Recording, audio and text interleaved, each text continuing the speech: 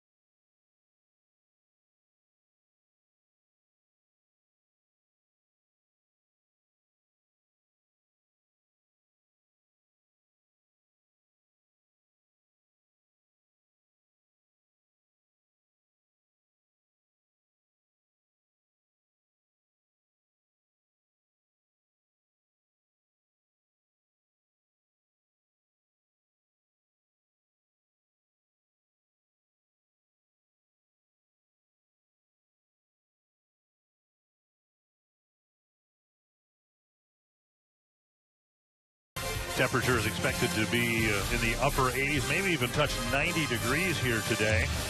It's been weather-wise a very good spring. One game lost to rain. That was a week ago today up in Bradenton.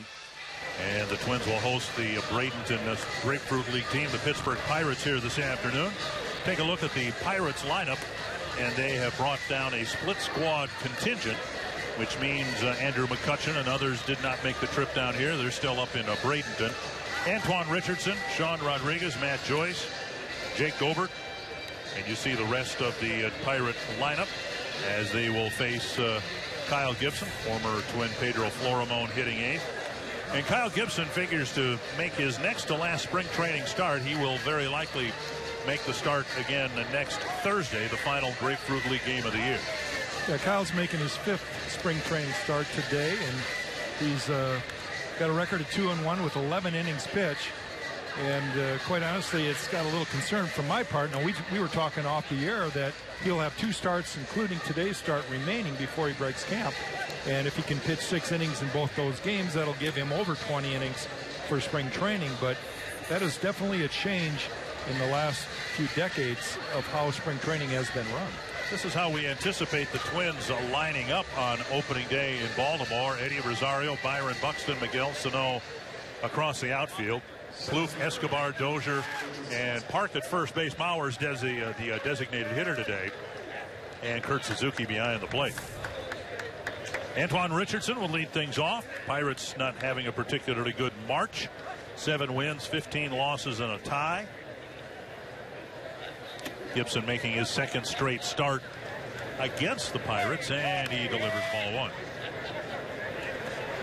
Well, that's another unique thing about spring training is that you will sometimes face the same teams, especially if there's two teams in the same city, like here in Fort Myer, you've got Boston just across the street, so you tend to play the local teams a lot more, and sometimes that can work to your advantage, sometimes it works against you. 2-1 with Gibson hitting the outside corner. Twins will not face the Pirates this year in interleague play, instead playing teams primarily out of the National League East. On the ground and through for a base hit past a diving Brian Dozier. Richardson's aboard with a leadoff hit. Kyle throwing a fastball over the heart of the plate there. It's pretty much a throw strikes, get ahead kind of situation early in the game. He left that one up. Richardson did a nice job of just hitting the ball back up the middle the way he was taught. Veteran utility man Sean Rodriguez, the batter. He's playing short here today. Pirates last year got into the wild card game, losing for the third year in a row. And Rodriguez taps it foul, might have fouled it off his foot. Strike one. You work so hard as a team to try to make postseason play.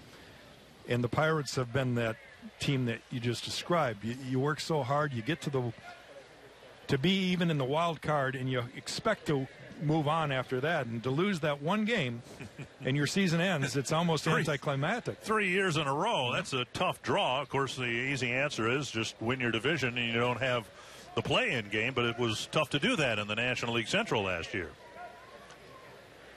One strike to Rodriguez, and Gibson gives the runner a look.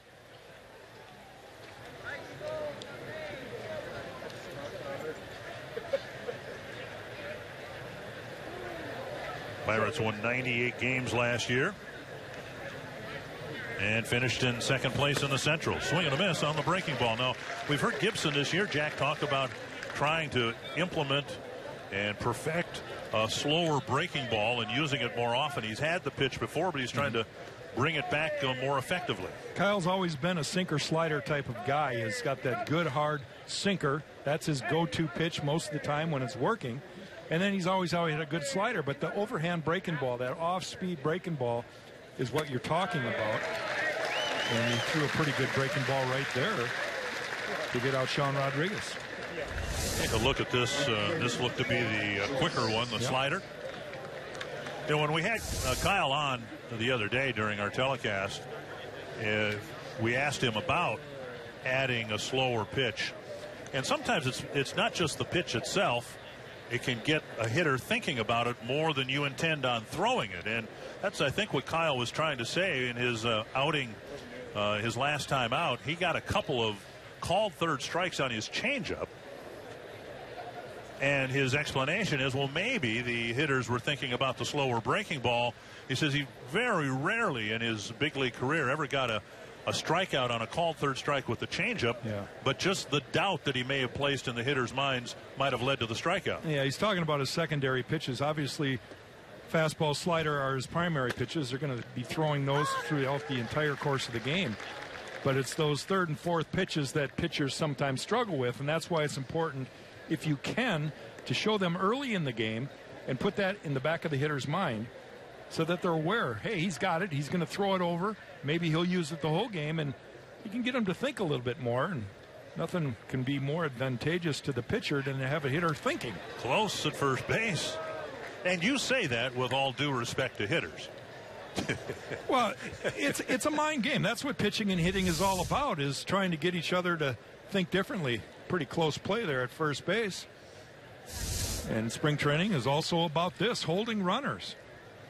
And in this case, with a little twist at first base, with Park playing first base. Mauer's expected to play most of the time at first base. Park has been principally a designated hitter here in March, but he gets to start at first base.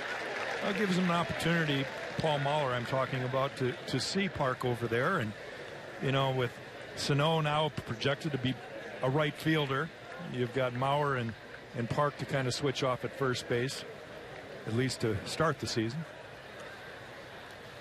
0-2. to Joyce.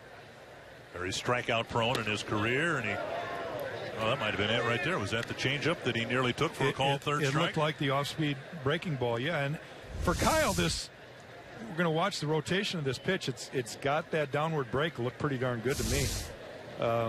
Sometimes that's easier for a pitcher to learn, to have a little spin on the ball than that straight changeup.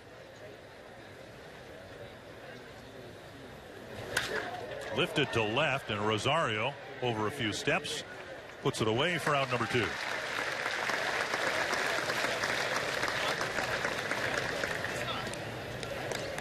And that'll bring up Jake Gobert. Gobert playing at first base and hitting cleanup. You mentioned the weather here today, Dick. It's a perfect day for spring training. Now, fans are kind of baking in the sun, and they're going to have to take a little sunscreen to protect themselves. But players are out there. They want this kind of day. It's hot. It's humid. It's a perfect day to get loose. And yet, as a starting pitcher, you go out there, and it's the toughest inning to get through is that first one. I've always said that the transition between the bullpen mound and the playing field mound is always an adjustment in itself. But you got to go out there and try to focus early, and that sometimes is not the easiest thing to do. And when the leadoff hitter, in this case Richardson, gets on, Kyle puts himself in a hole, but he's done a good job of striking out Rodriguez and then getting Matt Joyce to fly to left. Off-speed pitch over for a called third strike. We were talking before the game as I was reminiscing about your career. You always trained in Florida, right? You never had a chance to train over in Arizona. No, and I imagine it's quite different. You probably enjoy the weather in Arizona. Well, I've had pitchers who've gone back and forth say, well, it is different because here, if you're a breaking ball pitcher, it's going to break a lot more here than it is in the arid air of Arizona. It's funny, too, because most of my career I was up in Lakeland where the Tigers trained. And early in spring training in Lakeland, we could get some of the coldest weather, colder than we'd play in Detroit in spring training. And yet I remember making that first transition in my career, coming to Fort Myers from Lakeland in spring training with the Twins, and the weather was such a huge difference even though it was only 4 hours away. To be another off-speed pitch, getting a swing and a miss, and we're seeing Gibson featuring a lot of off-speed pitches here in this first inning. Well, what it's going to do is it's going to set up that sinker and his fastball later in the game, and that's always a good thing. If you can show the off-speed stuff early, and they haven't seen your best stuff, and we're talking about his secondary third and fourth pitches here. Runner goes, and the pitch popped up near first. Park over for a look, and out of play. Hits the roof of the dugout. 2 strikes to Gobert.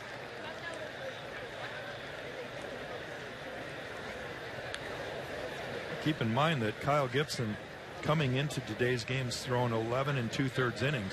That's not a lot of innings. And you're still kind of working on your command and your body and feeling your rhythm. And, of course, that first inning, I mentioned already, is the toughest inning for a starter. So he's starting to get in the zone with his command. You started your big league career in a 4-man rotation. You finished it in a 5-man rotation. But generally, how many innings did you get in spring training before the season started? Well, it'd be in the mid-30s usually. I remember really? one year it was almost 40. I remember I had 2 complete games before we left camp, so it was a different time. Foul tip. Suzuki hangs on, and Gibson pitches around a leadoff single to pitch a scoreless first inning. Kansas City returns to your program.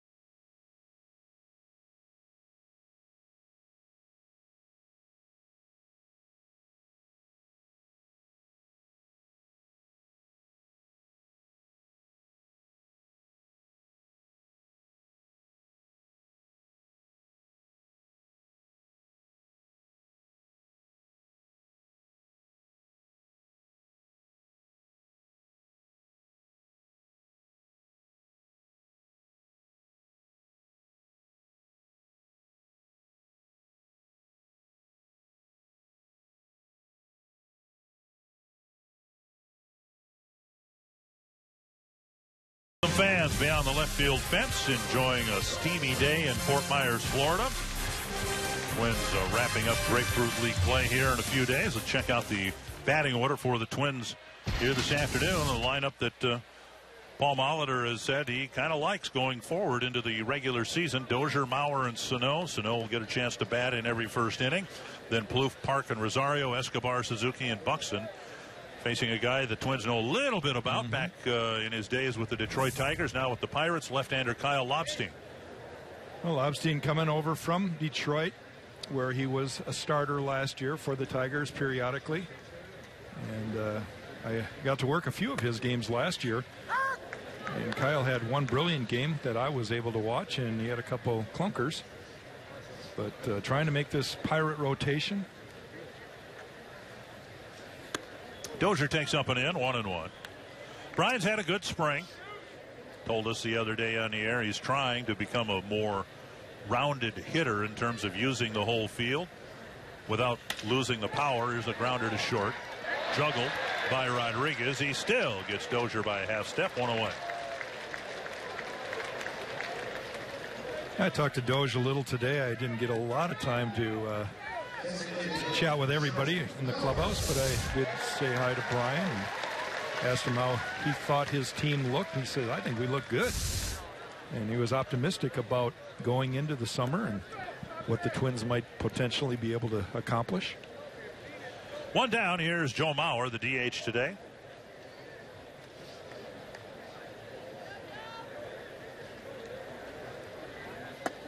And off the plate outside, ball 1.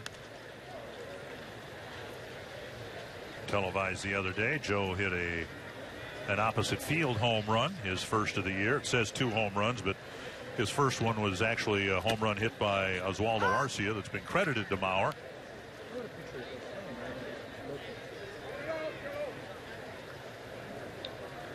Take a look at the Pirates out in the field. Ortiz, Richardson, and Joyce in the outfield. Figueroa, Rodriguez, former Twin Florimone playing at second base. There's a pitch inside, and it's 2-1. I was watching the game that you did with Bert the other day, and Joe hit a ball in the gap right center field, which is a good sign that he might be trying to spin on certain pitches and not just kind of give himself up all the time going the opposite way. That is his swing. That is what he has done so well with. But to be able to adjust that ball on the inner half and pull it once in a while, that really opened up the field for him. And on the outside corner, a strike, 3-2. Joe thought it was ball 4. We've seen Mauer drive the ball to the pull side more frequently than we have. Now it's spring training, so it really doesn't matter, but Joe wants to improve on those numbers across the board, starting with the batting average. And a tapper to the right side. And Florimone from short right field throws him out, 2 down. Twins made some roster moves today, and we will talk about that. We are hopeful of having Terry Ryan join us top of the second inning. But the Twins have cut down now to 13 position players, and they are the 13 that right now the team will take north. They Twins right now have 29 players in camp, 16 pitchers, and they intend on going north with 12. So the position players you see, certainly Sano and Mauer and Dozier, but Buxton as well, look like they've made this team. A towering fly to center. And Richardson retreats now on the track, makes the catch 400 feet from home plate and nearly 400 feet in the air.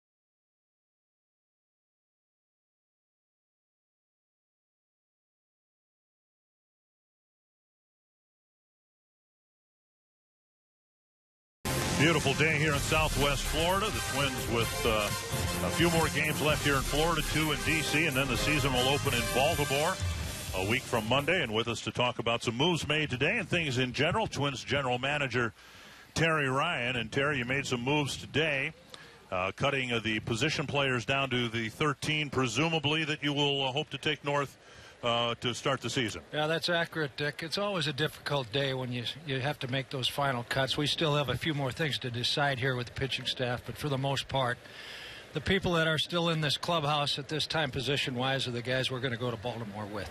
What have you seen from Byron Buxton that has made you believe that he's ready to be the starting center fielder? Well, the first thing with him is the defensive side. He saves games, or he makes us better just by his defensive ability and his range, and obviously he can throw.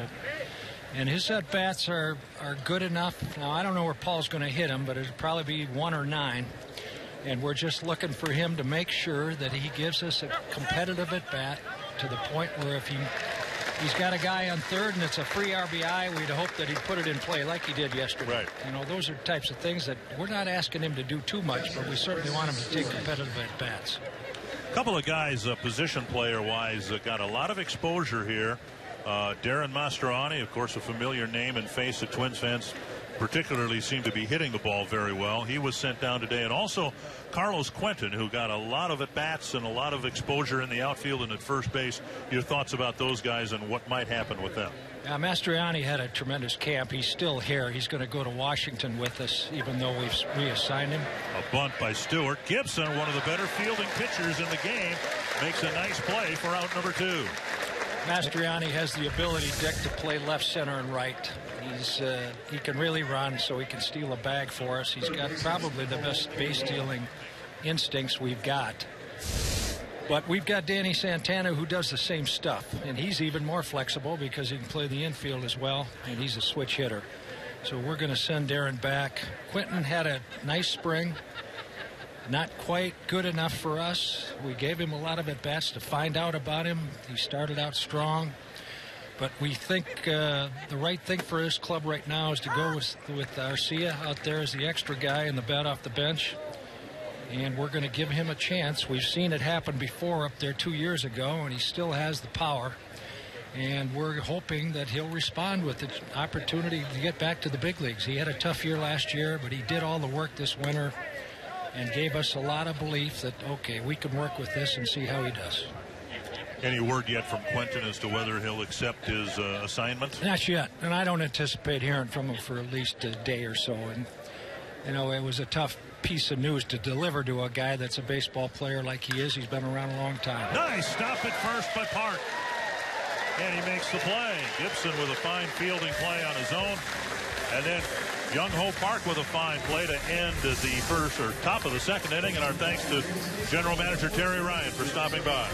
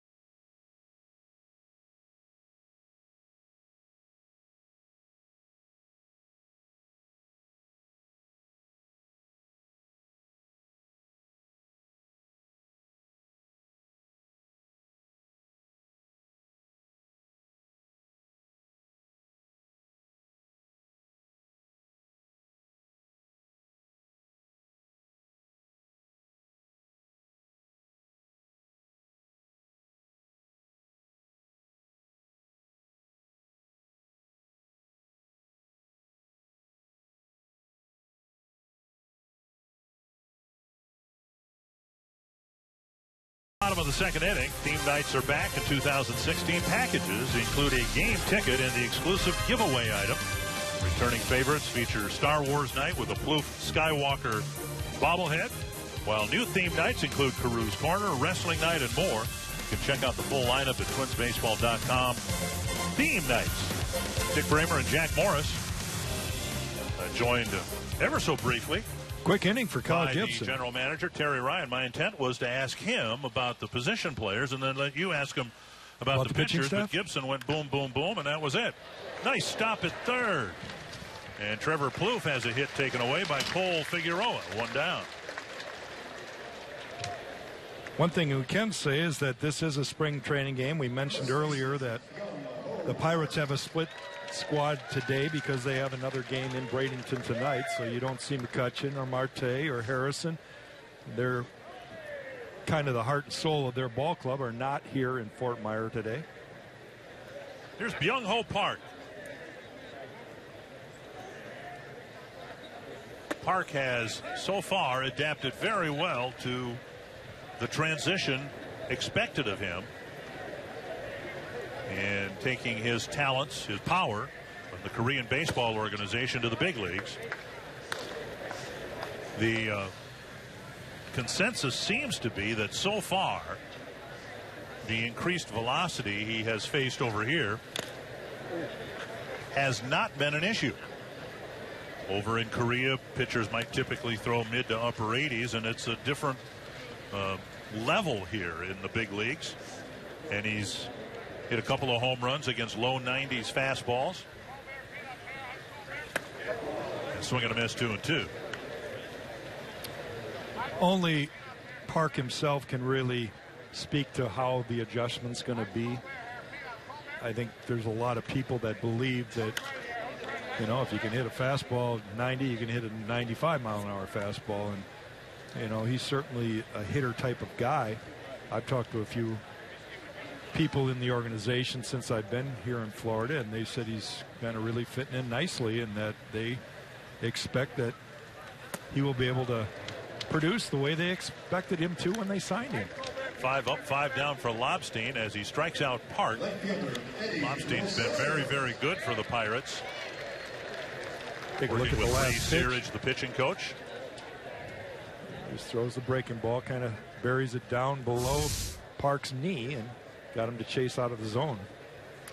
2 down, and that'll bring up Eddie Rosario. One of the reasons the Twins went after Park is because of the success of a fellow Korean that the Pirates have, and that is Gung-Ho Kang, who really did a nice job last year for Pittsburgh. And Gong himself had to go through that transition. Was unimpressive, frankly, when we were in Pittsburgh early in the season. Twins won a couple of ball games there, but then by the time the Pirates came to Target Field, not only were the Pirates better, but Gong was much better. And if he hadn't been hurt, he might have been one of the reasons why the Pirates could have gotten by that play-in game and gone deeper in the playoffs. On the ground, right to the second baseman, Florimone and Lobstein as his second straight 1-2-3 inning.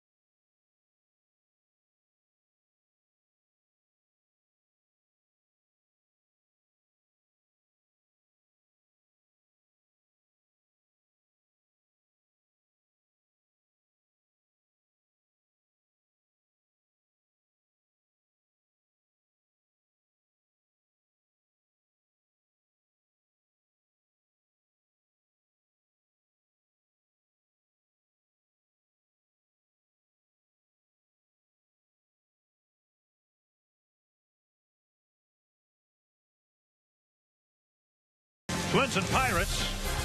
As we head to the top of the third inning, no score. Kyle Gibson gave up a leadoff batter after falling behind the leadoff hitter. Gave up a leadoff single, but he's retired the next 6 men. And former Twin Pedro Florimon, who actually leads this Pirate team in spring training with 12 runs batted in, trying to win a job as a utility player. It was 2 years ago, and Florimon was ready to be the starting shortstop again for the Twins. And in spring training, he suffered a bout of appendicitis. And while he was back and playing about this time of March 2 years ago, he was behind everyone else, and he never really caught up and ended up not hitting well at all early in the season. So I think Twins fans remember him as being a very slick fielding shortstop, and the very athletic feeling was that if he could just hit in the 230, 240 range, the Twins would have a shortstop they can count on for a number of years. Right, and as it turns out, he's had to learn the segunda base, second base, and you know, it's kind of the way baseball has become. If you're not the everyday guy and you're an infielder, you're going to have to learn to play all 3 positions other than first base, second, short, third, maybe even go out to the outfield. Danny Santana is one of those guys that has it. Gibson gets another strikeout, his third, 1 away. See this pitch from Kyle, and another. Well, that was a fastball. It just froze Florimon, and you know that's what we were talking about. You set that breaking ball, that off-speed pitch early in the game, and then some of those fastballs are just not going to be expecting.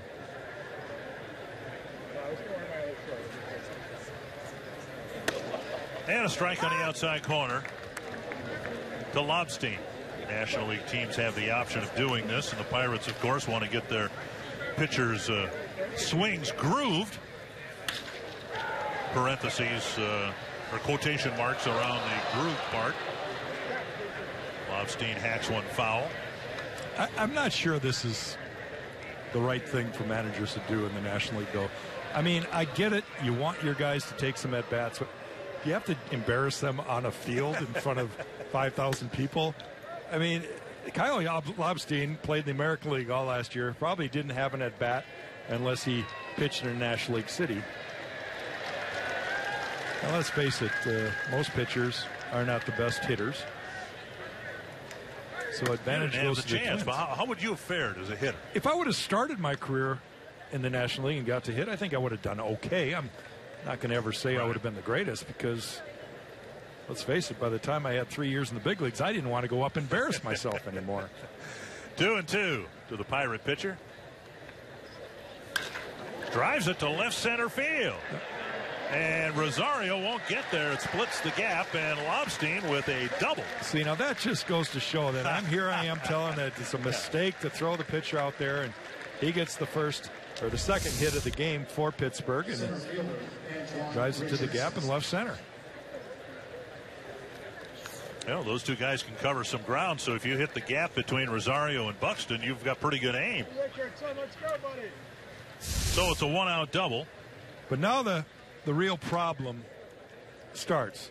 It's 89 degrees. It's hot. It's humid. You don't need to call the trainer out with your jacket or the bat boy. But you got to stand out there instead of sitting in the nice, cool dugout to lead off an inning. For 21 years, I have sat in this chair, and I have heard that pitchers are the best athletes on the team. Except for Blyleven. The guy just ran 180 feet. You know, it wasn't a marathon or anything like that. Down and in, and it's 2-0. Yeah, but he should be concentrating on that first hitter. He's going to face Eduardo Escobar to lead off the bottom of the third. And now he's got to get a good secondary lead and make sure he tags up if there's a ball that he might be able to score on. All those things. How many times a year do you think pitchers really think about their base running? That's what he's got to think about right now. Well, the Twins will have to deal with it soon enough. Their first game in a National League ballpark will be in the third week of the season. Bouncer to Park. Scampers to first after scooping it up. Lobstein to third, 2 away. You know, it's important that the ball get hit to Park because the Twins want to see what they have in his backup first base role that he'll be filling. But what they'd really like is to see some balls hit over Park's head into right field to give Sano some practice. He's not been given much. He's been playing a lot of time out there. He just hasn't had a lot of balls hit to him in spring training. Two down, and now Sean Rodriguez. I was going to ask Terry Ryan. It was a very quick 1-2-3 inning for Kyle Gibson, so I didn't have a chance. But that was a unique decision that they made before spring training, that they were going to, even though Miguel Sano has never played outfield, he's going to go become our right fielder every day, and he's played every day as the right fielder when he's played. And there's a lot of people that are wondering whether his physical body weight can hold up. Twins were hopeful that Sano would report to camp significantly down in weight from last year, but he came to camp down about 5 pounds. Twins have hired a nutritionist to work with Sano and others to try to keep players in shape over the course of the year. Bounce to third. Plouffe keeps the glove down, makes a nice scoop, fires across, and Lobstein's double goes for naught. Kyle Gibson with 3 scoreless innings here in Fort Myers.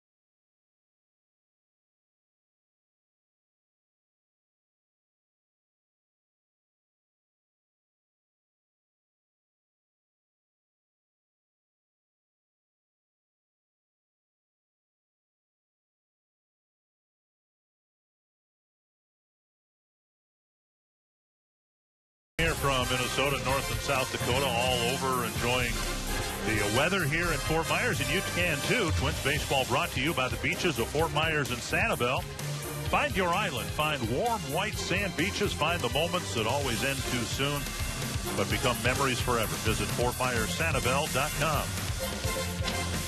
Well, you went from all your spring trainings in Lakeland to being part of the first spring training the Twins had down here in 1991. You must have thought you died and went to heaven down here. Weather-wise, that was for sure. If you remember, we had to open up camp over in the minor league complex because Hammond Field wasn't quite finished yet. And I don't know, in some ways I think that really helped our team because you're kind of forced into a smaller clubhouse. And I'll never forget my first introduction where Danny Gladden told Gene Larkin that we can get even now because I had hit Gino the year before. Yeah. And figured Gladden would be in the middle of that. My boy Danny, he definitely got into it right away. But camaraderie started early with that ball club. We talked the other day about the Twins shortstop, and it has been a revolving door pretty much for the last 12 years since Christian Guzman started 6 straight opening days. And now it looks like Eduardo Escobar is going to be the 10th different starting shortstop on opening day for the Twins in the last 12 years. Now, I don't have to tell you, you know better than anybody, that position is so very important to a team, a pitching staff, and it's just been a real trouble spot for the Twins. Escobar strikes out. It's been a trouble spot ever since Christian Guzman anchored that spot. We were just talking about Pedro Florimon and the fact that he was given the spot per se and couldn't keep it. And I think Paul Molitor realizes that Eduardo Escobar, here's a guy that's just been scrapping to stay alive in the big leagues as a utility man, and he did such a good job over the last 2 years that Paul decided, I'm just going to give this guy the job this year. We have nobody better on a day in and day out basis, and see what happens. And they're going to roll with it. And a pitch called a strike to Kurt Suzuki with Byron Buxton on deck. It's quite a transition. You know, I played my whole career in Detroit with Alan Trammell and Lou Whitaker. I had two guys every single day of my career there. And I came to Minnesota.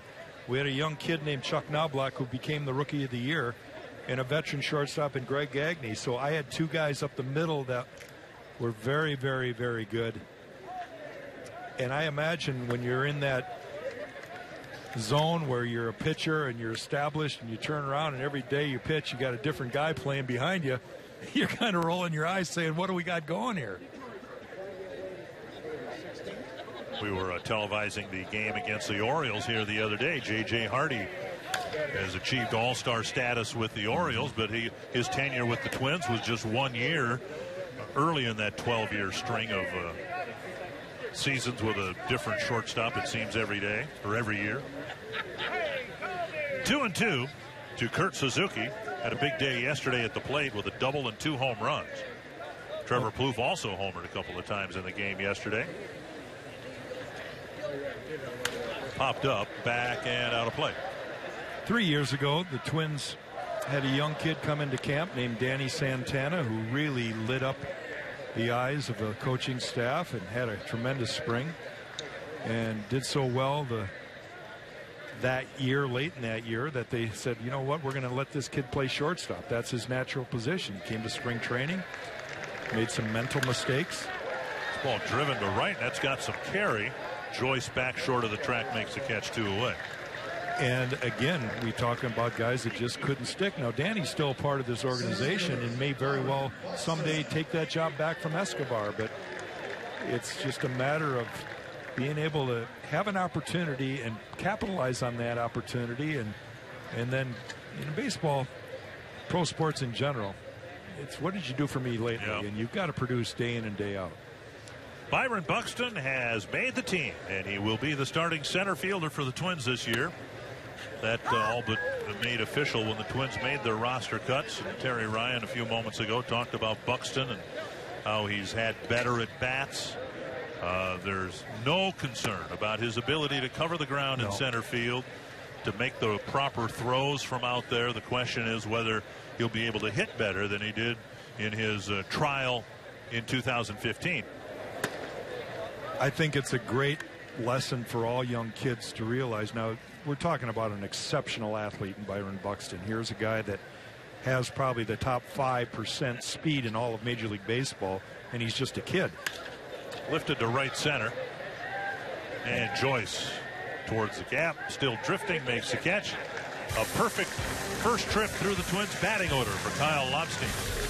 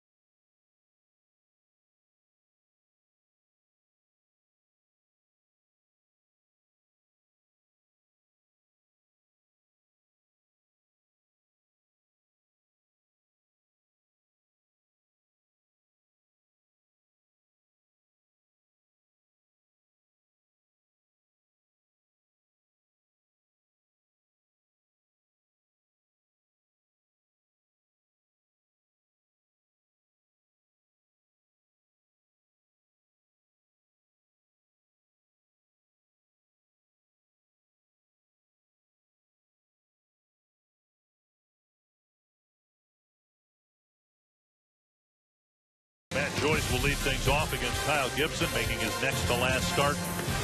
And during the spring training before the regular season will start in Baltimore. It's been a good spring training weather-wise and otherwise, I suspect, too. But for the definitive answer, let's talk to Twins president Dave St. Peter. And Dave, would you concur? It's been a good spring training for the Twins? You know, most importantly, Dick, it's been a pretty healthy spring training for our team. But weather's been very good. We lost one game on the road. Our crowds here have been, once again, put us in that upper echelon of Major League Baseball in terms of attendance for Grapefruit League games. So, yeah, it's been great. It's always a special time of year, but now with the renovations to this complex, I can tell you it's even better. And I'm really happy to see it working on the player development side. Go on the minor league side, see how the academy functions. I feel like we're doing everything we can to give us the best chance to develop players and ultimately win baseball games, and that's a good feeling. Matt Joyce hit a fly ball to left his first time up, and Kyle Gibson gets ahead of him, strike one. Dave St. Peter with the Minnesota Twins golf cap on there and sitting in the middle. Dave, let's talk a little bit about the renovations here. This is the second year that this project has been complete, and I'm still amazed walking around. I have told fans many times that, you know, to fully enjoy this, come down here for a game and watch the game from 9 different perspectives, because you can walk completely around this ballpark. Yeah, it's like a lot of people do that at Target Field. Right. Now they can do it here, and you know, it's come a long ways from back when Jack Morris was on that mound in 1991 from that first year, and it was very, very good. Yeah, then. that was state of the art at the really, time. in many ways, I think it was the model. But over 25 years, things have changed, and we've changed with them, and it's a much better experience, much bigger experience, but still the intimacy of spring training. 4th strikeout for Kyle Gibson, and now he'll face Jake Gobin.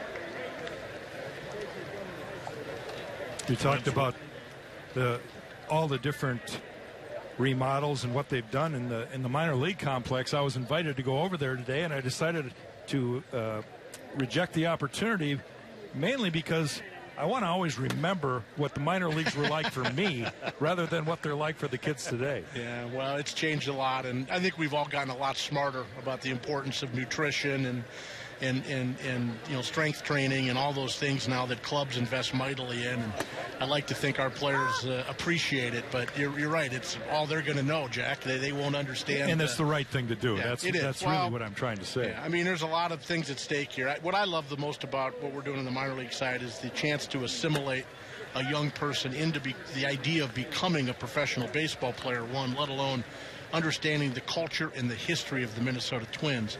I think over time that's going to really pay dividends for us as these young men mature into what we hope will be successful major league players. Gobert with a 2-1 count. Dick Bramer, Jack Morris, joined by Twins president Dave St. Peter. Another off-speed pitch, gets a swing and a miss, 2-2. Dave, let's talk about life at Target Field now.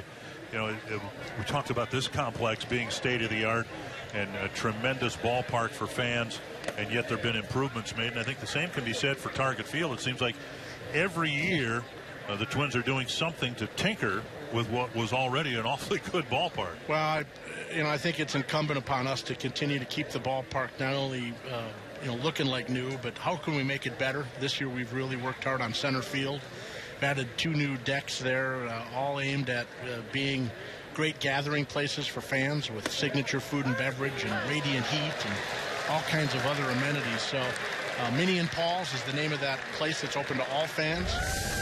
And Catch is a season ticket holder club below that. But I think there'll be beautiful spaces to look at, and I know they're going to be great spaces for fans to hang out in and experience. That might have been another one of those straight changes that Gibson got a called third strike. And again, according to Kyle, he thinks the addition of another pitch has given hitters something to think about, and that might have been what happened to Gobert there.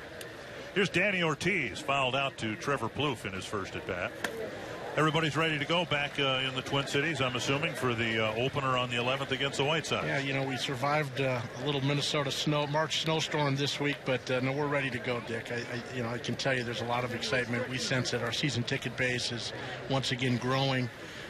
We're seeing some really strong demand for those summertime games. We've got 46 of the 81 between Memorial Day and Labor Day, and I'm very optimistic that if we can get off to a reasonable start, we're going to see attendance levels grow back, hopefully certainly north of where they were last year. I'd like to be back up over 2.5 million total fans, and I think we can do that. Gibson with 2 strikeouts already this inning and an 0-2 count to Ortiz. Can't do any better than that. Nope. Gibson, 3 strikeouts entering the 4th. He's doubled his total in the 4th inning. And our thanks to Dave St. Peter for stopping by.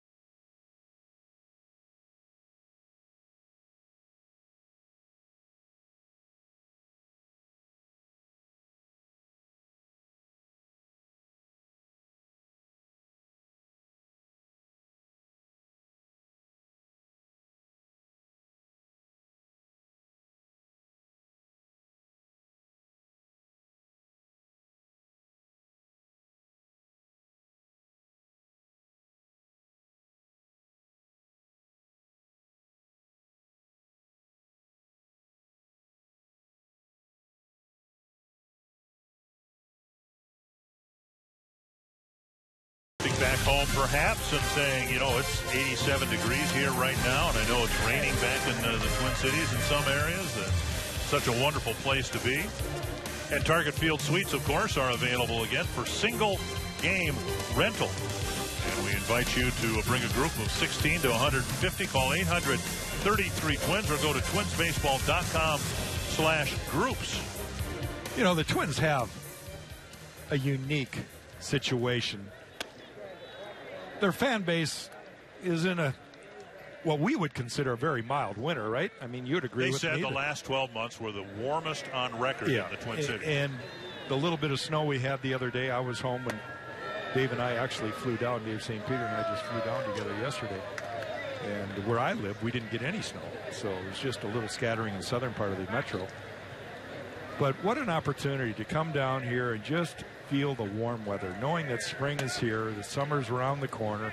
Fans get to come down here, and I think it's just part of Minnesota. You anticipate such a great summer, can't wait for it, and yet you still have a little sleet, snow in March, and you get a chance to come down here and sit in the outfield grass and soak up the sun. It's not a bad deal. I tell people this might be the best part of my job, even though the games don't count. There's just some relaxed purity about the game of baseball here, and a wonderful experience for fans who come down. And I keep meeting so many people who came down once and they're back again and back again and back again. I think if you're from the upper Midwest, as you and I are, you get to March and you want to go someplace warm anyway. Here's Dozier with a little flare in the center field, a base hit. Twins first base runner Brian Dozier loops a little ball over Sean Rodriguez's head. It's the Twins first base runner. Mentioned Lobstein's been awfully good for the Pirates this year, and he was really good through the first 3 innings, but now a leadoff single, and that'll bring up Mauer, who grounded to Florimo his first time up. Twins will enjoy the warm weather here and then play a couple of games up in D.C. that don't count. Take a bus to Baltimore, where the season will start to count on Monday, a week from Monday, and the temperatures on the extended forecast, mid-50s. Very pleasant for early April. You know, I want to go back to, you talked about, you know, the number of innings you pitched when you were down here in your playing days. And it triggered a thought. You know, you pitched complete games, 9 innings. And then in your, was it your first start of whatever year it was, you pitched a no-hitter. Well, obviously you have to have a complete game. Mauer trying to bunt his way aboard to get a no-hitter. What year was that? And I would imagine, was it not your very first start or second start? No, it was my second start. Okay. It was in 1984, the year the Tigers won the World Series. And I opened up against the Twins through a 2-hitter. complete game, and on 3 days rest, pitched a no-hitter. But they had to shut you down after that, didn't they? That year, I think I had in the high 30s innings in spring training. And I know that I'm a dinosaur when it comes to speaking about innings and those things. Driven to left. That ball's hit fairly well. Ortiz retreating to the gap, and it's the center fielder Richardson cutting across and making the catch in the gap. One down. A little too much hang time there for Joe. Otherwise, he might have had himself a double and maybe a possible run. See him coming together there. You got to communicate. They both tracking the ball. Lucky there wasn't a collision. Anyway, back to, I know I'm old school when it comes to innings and all that. And I think one of the main reasons that pitchers are not pitching deeper into the games is something we're going to see in this game more than likely. Managers today do not want a pitcher to face the same hitter more than 3 times. That 4th and 5th time is a no-no anymore because they feel so strongly that the advantage goes to the hitter after they get a few more looks. Brian Dozier's second at bat after one look of Kyle Lobstein, he gets a base hit. So it is no question, and I'll agree with that. It's a lot harder to pitch to the same hitter 2, 3, 4 times in the same game. 5th time especially tough. But with that being said, you never know until you give yourself the opportunity. And sometimes you might own a hitter. There's certain guys I got out, I could throw it backwards, underhand, sideways, whatever. And they just did not pick up the ball well against me. And then there's other guys, no matter what I did, it seemed like I couldn't get them out. But we live in a day and age now where pitch count has always been at that magical number of 100 for a starter. But I think it's more based on they don't want to see that pitcher face a hitter more than 3 times. Well, I've related this story before. A couple of years ago, I talked with Tony Oliva about the toughest pitchers that he had to face. And I don't remember the name of the pitcher he mentioned, but I said, well, what about Catfish Hunter, Jim Palmer, guys like that? And Tony said, now we all remember him as being a great hitter. And I think it takes a great hitter to say this.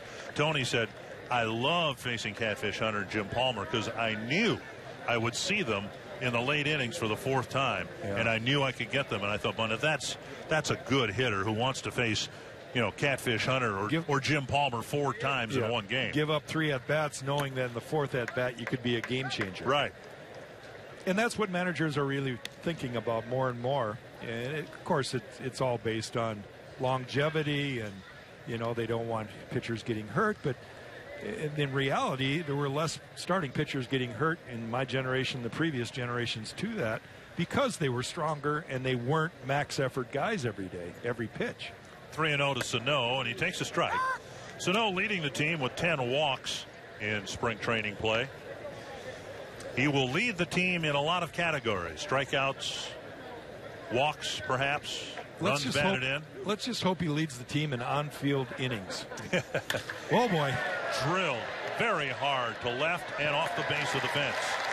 Dozier to third. He'll be held there. And Sano will go into second. Had the ball been fielded cleanly by Rodriguez, they may have had a chance to get him at second base. The ball hit so hard that the carom and the throw on its way back to the infield about the time Sano was heading to second base. Well, he's got so much strength. And this time he gets himself in a great hitter's position with the count. Kyle Lobstein gets behind in the count, throws that fastball over. Sano just crushes it to left field. And the second time through the order now, Twins are having a better look at Kyle Lobstein. That's kind of the experience I think the Twins had with Lobstein when he was with the Tigers. Really a tough time getting through middle innings, and that was one of the reasons why the Tigers ended up exchanging Lobstein for cash considerations, which is a politically correct way of saying they sold him. Well, Lobstein, a lot like the Twins guy fighting for that 5th position, Tommy Malone. They're left-handers. They're crafty guys. They change speeds well. They don't rush their body. They're kind of lethargic looking out there. They lull you sometimes to sleep, and they can spot the ball extremely well. And when they're on, especially the first few times through the order, they can really mess you up. But I think those guys have a tougher time late in the game. Off the mound and into center field. They'll score one, and it'll score two with Sano coming in from second base. Plouffe putting on a great swing right there. Driving the ball right back up the middle. And what I was trying to get at is a guy that doesn't have that overpowering fastball or that put-away pitch is going to have a tougher time late in the game, the more time he sees a hitter, because you have nothing to trick him with. You have nothing to just say, I've got you here. Here it is. Hit it if you can. Well, they can. And Trevor Plouffe gets a good pitch to hit there and does something with it. Now the Twins take a 2-0 lead. Plouffe now with 14 runs batted in to take over the team lead from this young man. Well, not that young, but Byung-Ho Park struck out his first time up. Lobstein will top out velocity-wise in the upper 80s. There's nothing overpowering about him. And you made the comparison to Tommy Milone. I think Lobstein at 6'3", 220 could be compared to Mark Burley as well. Except Burley, of course, with great command of the changeup. And Burley, I think there's he's unique in the fact that his pace of game is so fast. Right. A 6-4-3 double play wrapping up the fourth inning, but the Twins get their first 3 hits and the game's first 2 runs.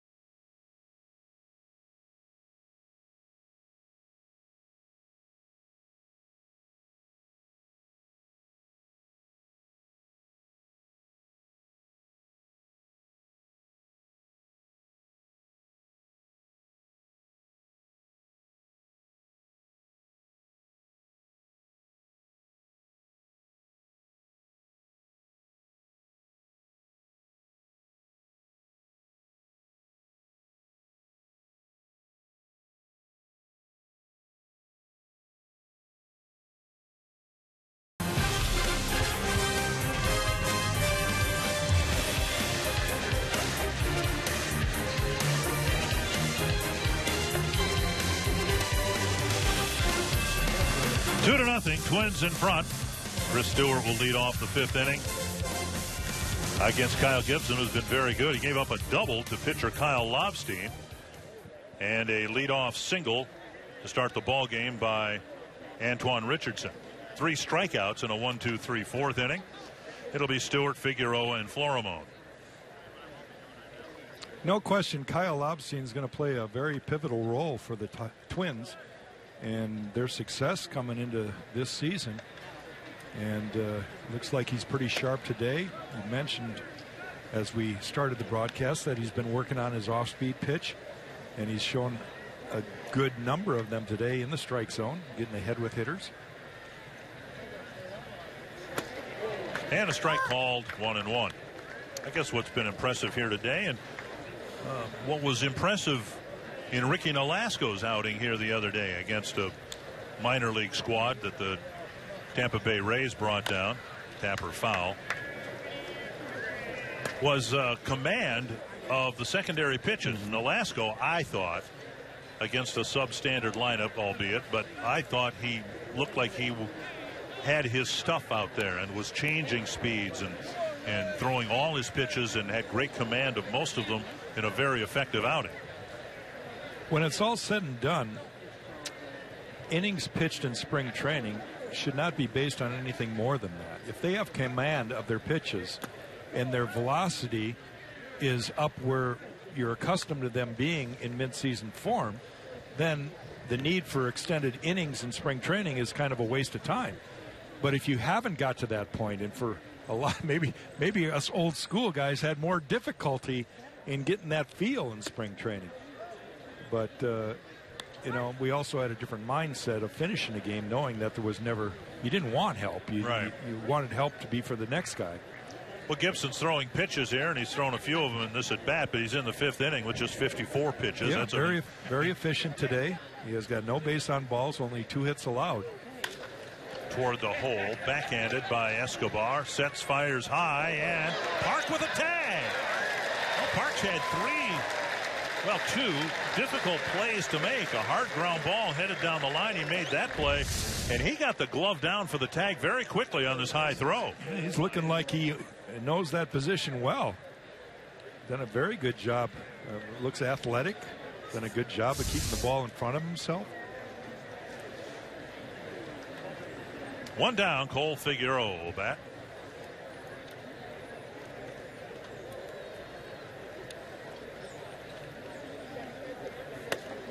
And a fastball burns the outside corner.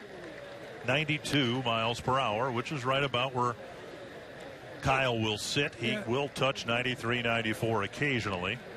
But it's the combination of the velocity at 92, which is fine, and where he threw it. Absolutely. And location is always more important than total velocity. So many guys in the big leagues today are max effort guys. They're tipping 95 plus, but they don't have command of their pitches. And you know, when you're a relief pitcher, sometimes you don't need more than 1, but as a starter you need 3. You cannot survive as a starter without 3 pitches, and 2 of those are usually going to be good, and the third one is going to be somewhat inconsistent. And that's where Kyle has been working this spring on that third pitch. His curveball, his slow curveball. Seemed to be a good count to throw it perhaps here. 1 and 2. Maybe threw it on the last pitch in the dirt. Spanked up the middle. A fastball drilled for the third Pirate hit. Well, he's working with his #1 starting catcher, Kurt Suzuki. You know, Kurt is a veteran that knows how to set up hitters, and it's sometimes really, you know, I've always thought it's great to have a catcher to understand that thinks with you. And a lot of catchers think about their next at bat. They don't think about what they're supposed to be thinking about, and that is get the hitter out. But Kurt has always given himself up in that regard. Really takes pride in helping a pitcher set up hitters. Here's Florimon. Popped up short center. Buxton retreats a few steps. Another good location of that pitch right there. 2 down. Kept it down and away, and that's about all Florimon was going to be able to do with that pitch. If he popped it or hit it in the air at all, he wasn't going to have a lot on it.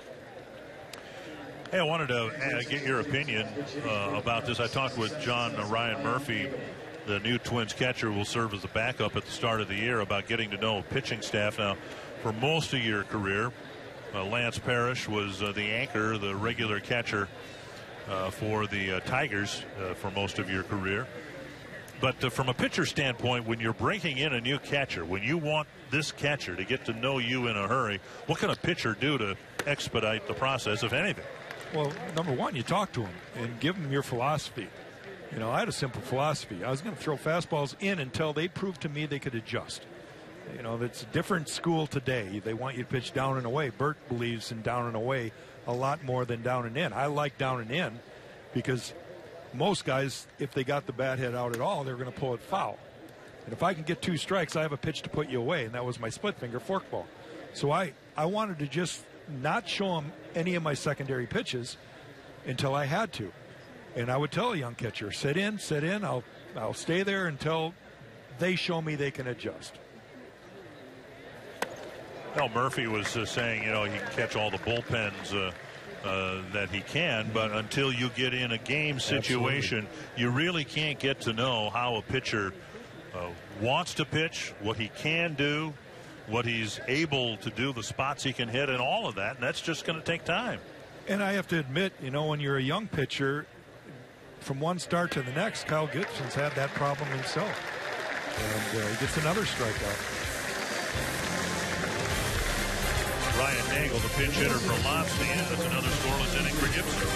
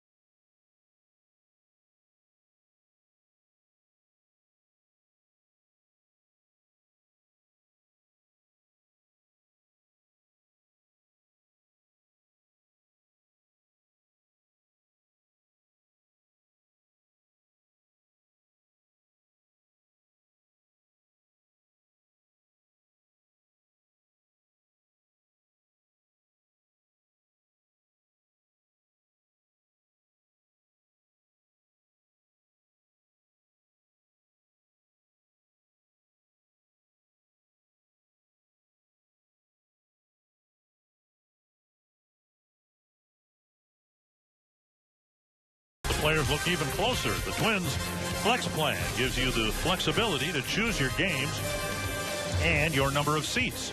Choose in advance or even the day of the game. Don't plan, Flex Plan. Go to twinsbaseball.com/flex or call 800-33-TWINS to learn more. Dick Bramer and Jack Morris here in Fort Myers. First, I live in Upper, and I work 2 days in a row, and contractually I think he's obligated to get a day off after working 2 in a row. Got a better agent than you. Good to have you with Jack, and we have another broadcast coming up next Wednesday, and then you'll be joining the broadcast team in a similar capacity, doing some pre and post game shows and some games. Roy Smalley, Tim Laudner, and others will be all part of 150 telecasts this year. Looking forward to it. Just like most Twins fans, optimistic about how they're going to do this year. Eddie Rosario will lead things off, then Escobar and Suzuki. Buxton will hit fourth this inning. Pirates put an infield shift on for Rosario. They don't dare do it in the outfield. And he hits a liner through the shift off the glove of Florimon, and Rosario will take a big turn and go halfway to second base before slamming on the brakes. New pitcher for the Pittsburgh Pirates is left-hander Corey Liedtke. Yeah, he hits that ball sharply, gets it by Florimon, and I think if he would have made up his mind, he could have maybe stole second base there, but he rounds it all the way halfway and then scoots back to first. That'll bring up Escobar, a strikeout victim, his first time up. Twins out hitting the Pirates 4-3. Only runs on the board coming on a Trevor Plouffe single in the fourth inning. Down and in, ball one. Liedtke kind of fits that mold too. Not an overpowering left-hander.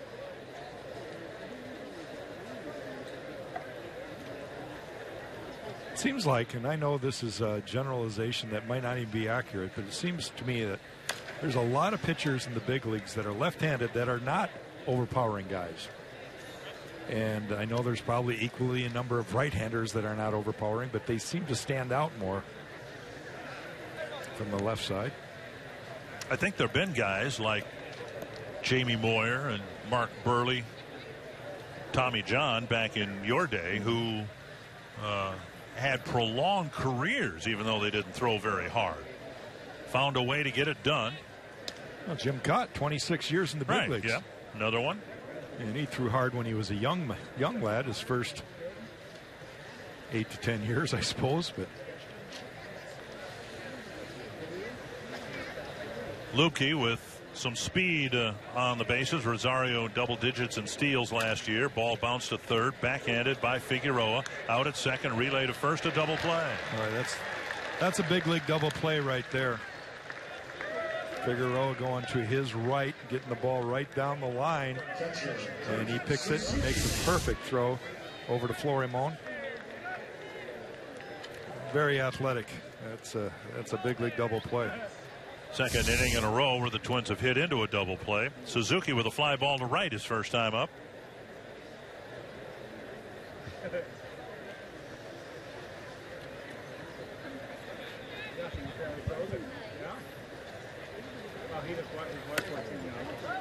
Off the plate outside, ball one. Well, that clocked at 93 miles per hour, a fastball. So Liedtke can bring it a little bit harder than the starter, Kyle Lobstein. And missing inside, 2-0.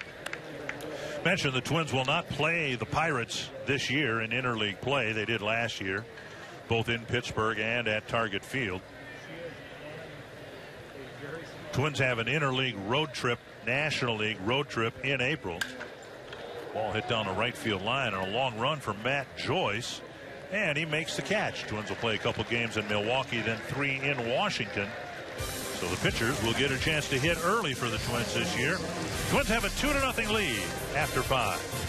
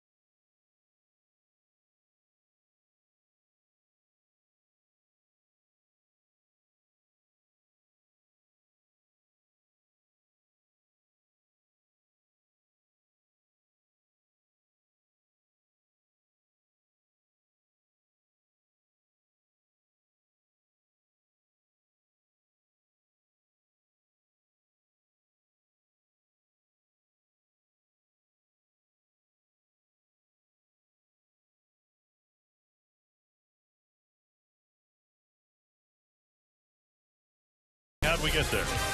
Well, they talk about good pitching and timely hitting, and the Twins have shown that here today. Kyle Gibson's really been on point, working on his breaking pitches, getting a few strikeouts early, and then Brian Dozier, Miguel Sano, and Trevor Plouffe all get good swings after seeing Kyle Lobstein for the second time around. Put 2 on the board in the 4th inning. The Twins lead right now 2-0. And Gibson out there to pitch to the Pirates in the 6th inning. Richardson will lead things off. And we talked in the open about the Twins hoping to exceed last year's win total of 83. Get to the postseason, they'll have to do that, of course. And to do that, they'll have to have more consistent starting pitching. Now, who the 5 are and how long those 5. There's a bunt laid down. Suzuki fires to first. Got him. Good play. We've seen Gibson make a good play on a bunt, and now the catcher, Suzuki. Yeah, that part of the infield, you better be very, very good as a bunter. Kyle Gibson, as good as there is, and there, Kirk Suzuki, that first step out of the box, he just pounces on the ball. That's pitcher perfect. Makes a good throw to the inside part and gets that leadoff hitter. How good of a fielder were you? You know, I'd like to say that I was the best there ever was, but I've seen Kyle Gibson go to his right, third base line, as good as anybody I've ever seen. He is really, really good at that. Well, and for a guy that's 6'4", 6'5", that's not easy to do. And it becomes a factor, too, in terms of where the Twins can play Trevor Plouffe. If the third baseman doesn't have to cheat in, absolutely, obviously he can play back, might be able to get to an extra ground ball or 2 that might otherwise get through. No, as a pitcher, you can certainly help yourself if you've got the ability to cover that ground between the mound and both baselines and give yourself a chance. There's no question. Gibson hasn't fallen behind many batters. He does here. And a 2-0 pitch tapped foul. Brings up another point about Kyle Gibson, though. He's not a guy that has terrible positioning after he releases the ball. He's pretty much squared up. He doesn't fly open like Ricky Nolasco does at times, like the great pitcher for the Pirates, Francisco Liriano, who really spun off the ball, got hit in the backside so many times it was ridiculous. And you should never be hit in the backside, but Kyle Gibson does a really good job of finishing the pitch off so that he becomes that middle infielder. Was there ever anybody better at that than Jim Cott? Well, if there was, it's Greg Maddux. The two of those guys were really similar in the fact that they squared up and almost charged. Sano chasing one in the corner, makes the catch. Very similar to a ball he struggled with. In fact, dropped a few games ago with a long run to his left. Not a difficult play. In fact, the other day he was justifiably charged with an error. But with both the foul line and the wall pinching him a little bit, he was able to stay with it and make the catch. 2 down. And the Twins, again, would like to have as many balls hit to right field just to give him game exposure out there as they can. Well, it's an experiment, and, you know, it's more about whether his legs will hold up. He's an athlete. I mean, for his size, he runs well. He is a big, strong kid, and good to see him make that play. 1-0 to Joyce. Out in front of an off-speed pitch. 1-1. Kyle Gibson's done a great job here today with Matt Joyce, changing speeds, and Joyce has been out in front. He's kind of a dead red fastball hitter, and always been that way. So Kyle knowing that, Kurt Suzuki knowing that, they've been going with the breaking pitch. Here's a changeup coming. Half swing and a strike. Yeah, Joyce, of the players the Pirates have brought down here, he probably has the most experience, and yet Gibson seems to have him completely befuddled.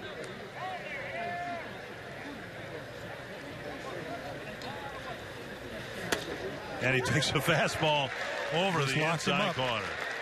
That's a emerging pitcher, the Twins hope, absolutely carving up a veteran hitter and striking him out for the second time today.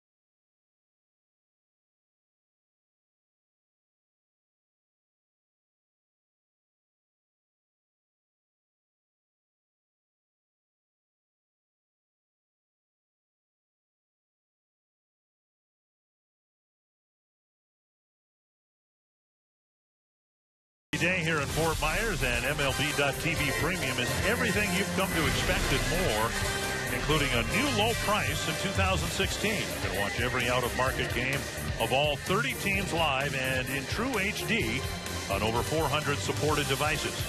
Blackout and other restrictions apply. Visit MLB.TV for details. Dick Bramer, Jack Morris with you from Fort Myers. And Rob Cahill is going to be the new Pirate pitcher. Cahill, a right-hander. The Twins have seen two lefties already today. The Pirates, with a split squad schedule today, sending down some skeleton roster, if you will. Well, the Pirates have a new right fielder too, but I haven't caught his number yet, so I can't tell you who it is.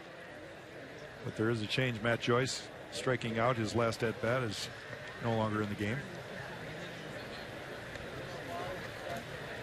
And that is Stetson Alley.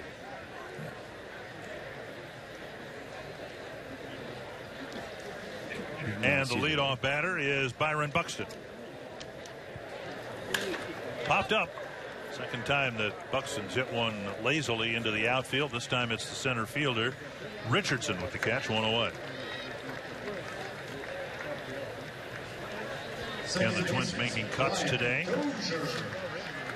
And they have cut down to 13 position players. And barring injury, those 13, including Buxton and Arcia, will go north with the ball club and be on the 25-man roster in Baltimore. Some other players, as Terry Ryan said, Darren Mastrani will be going with the club to D.C. to play some innings in the exhibition series against the Nationals. But the remaining cuts will come from the pitching ranks. 16 pitchers, and the Twins intend on carrying just 12. One strike to Dozier, showing bunt and taking a ball. Basically, we're talking about one starting pitcher, and that would be the odd man out between Duffy, Malone, and Nolasco. Right, perhaps. And then three guys in the bullpen. Grounded to the right side. Easy play for Florimone. 2 down.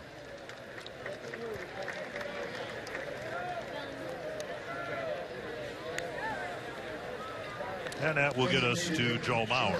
Mauer with a bouncer to second and a liner to center field. Left center gap. It was hauled down by Richardson. There's Nolasco, who's pitched well. Both he and Duffy will pitch in 2 different games on Monday. Yeah, Duffy will get the big game, and Nolasco will pitch against the minor leaguers.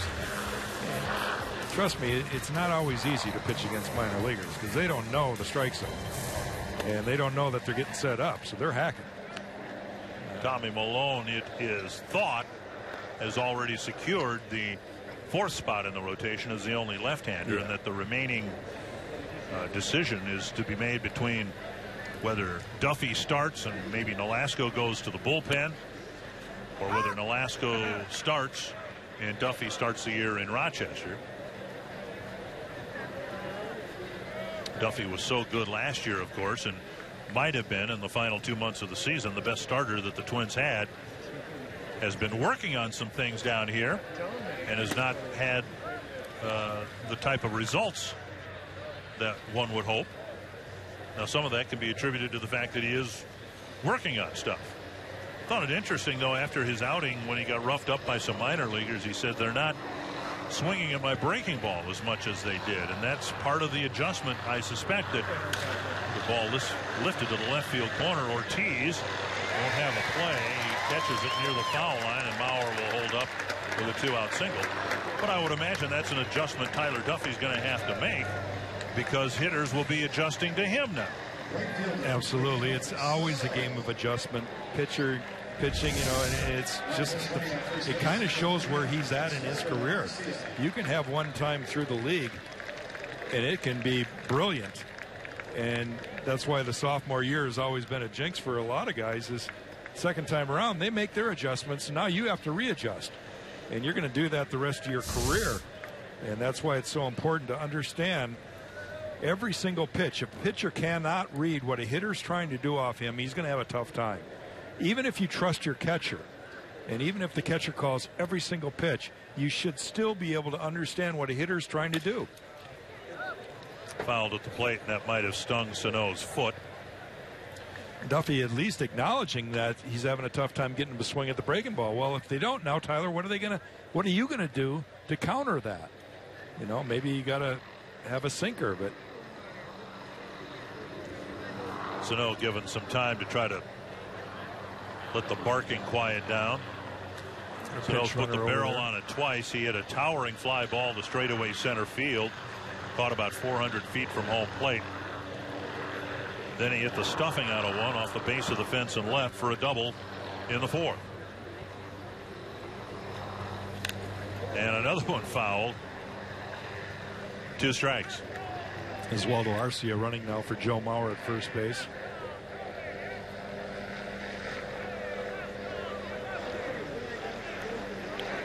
Mauer with a 1-for-3 afternoon. And Arcia, if in fact he's made this team, it again appears that he has, quite a turnaround for him. Now he still has to prove that he can succeed in the big leagues, but he did do what the Twins or any organization would want a young player who's had a terrible year, as Arcia did in 2015.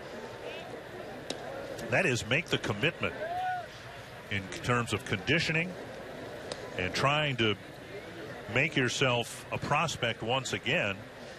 He dropped a lot of weight. He's worked out here in Fort Myers all winter long.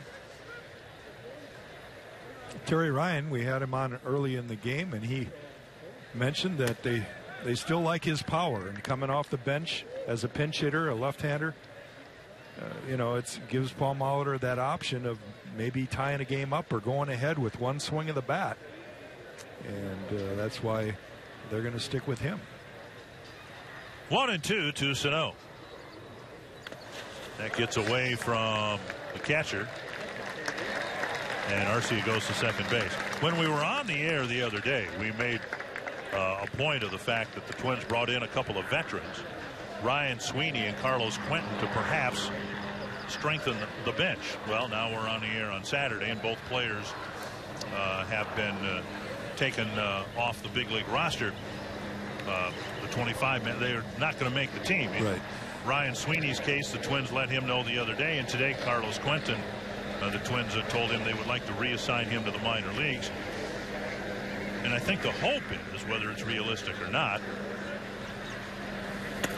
that after having the disappointment subside, that Quentin would agree to go to Rochester, because I think the Twins still would like to keep Quentin's bat as an option to come up and fill out the bench. A veteran hitter with, you know, what, 4,000 major league at bats, whatever it is, and it'd be nice to have that weapon on the bench in the event there's an injury, or Arcia can't produce off the bench, or in a limited role, Sano falls behind quickly and then ends up drawing the walk. First and second, 2 down. First walk of this ball game.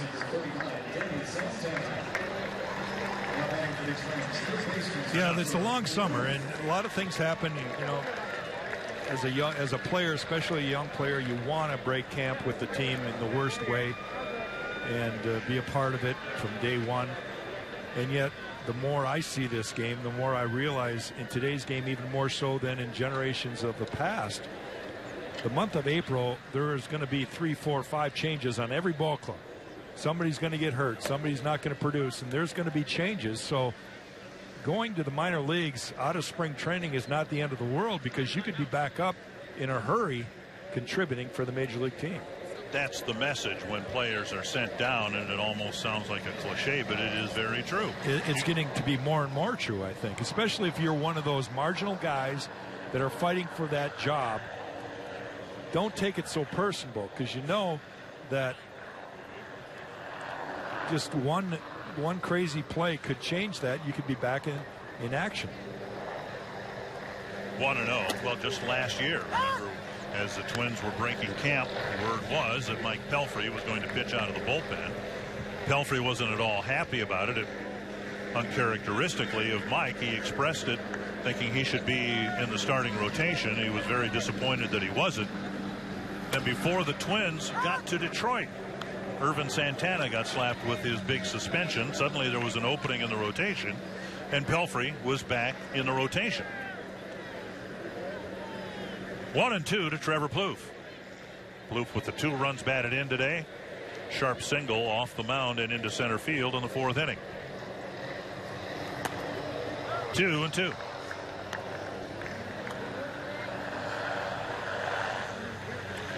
Trevor having a good spring, leading the team with 4 home runs, leading the team now with 14 runs batted in, and a chance to do more damage here in the 6th. That's to center, and Richardson is there to make the catch. Twins strand a couple in the 6th. Going on to the 7th, they still lead 2-0.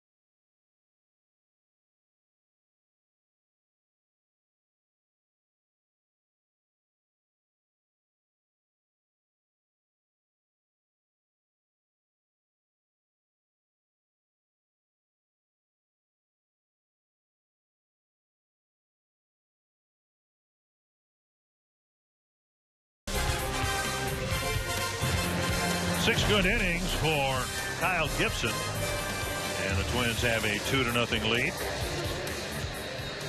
Yeah, you can't ask much more out of the starter today. Kyle Gibson pitched an outstanding ball game.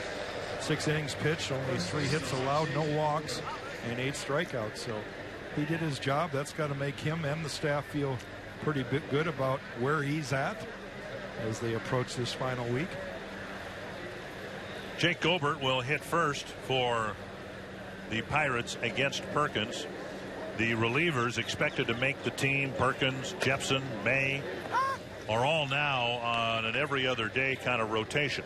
And so Perkins will get a chance to pitch here in the 7th inning. And he gets ahead of Gobert, strike 1, and now a ball line to the corner. And that's down for a hit. Gobert will hold up with a single. Rosario's reputation as an accurate thrower from left field, and particularly from foul territory in left field, holds Gobert to a single. As a hitter, you're rounding, or you're going down the line, you're kind of seeing where the ball is placed. It's only a few feet off the chalk down the left field line, and Eddie Rosario not taking the greatest route to the ball, but as soon as he gets to that ball, that first base coach is putting the brakes on, saying stay here because of his accurate throwing arm. Danny Ortiz takes outside, ball 1. Ortiz with a foul out in the 2nd to Plouffe. Went down swinging in the 4th. Gibson giving up just 3 hits. 8 strikeouts. A really good outing for Kyle. And now 2-0. Seen Perkins here today. Yet to touch 90 miles per hour.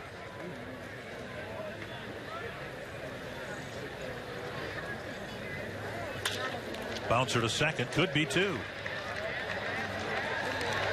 Double play. So Perkins gets a ground ball double play. Eduardo Nunez at 2nd base to Eduardo Escobar, and then over to Byung-Ho Park. Pitcher's best friend right here gets the ground ball right at second baseman Eduardo Nunez over to Eduardo Escobar.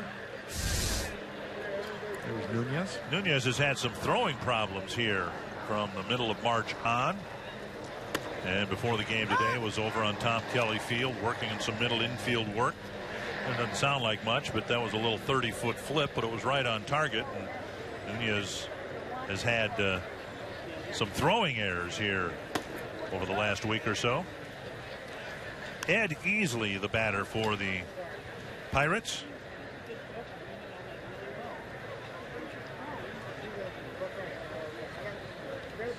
One and one.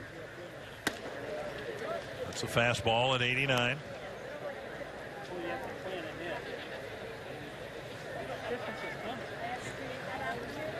We were talking about, pitchers coming down here and wanting to work on location, maybe another pitch, but at some point the hope is that you'll get to velocity, the velocity that you'll need in the regular season, and I'm not sure that Perk is consistently there yet.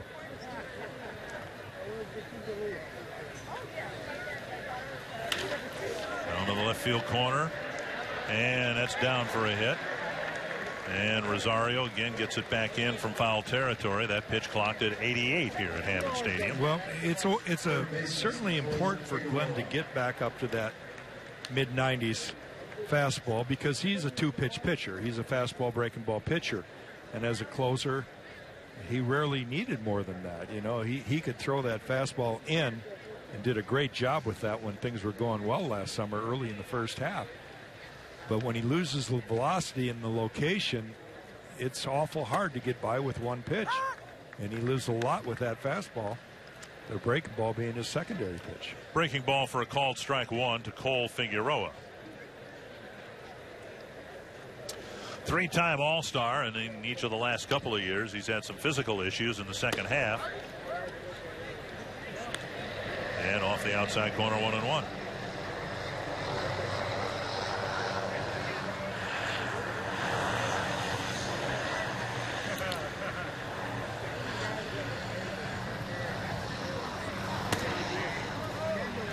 The outside edge at 89, and it's 2-1.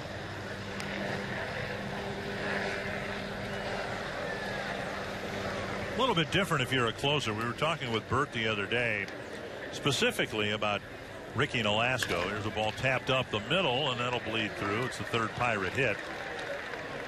Off speed pitch, and Figueroa just put the barrel on it and grounded it up the middle.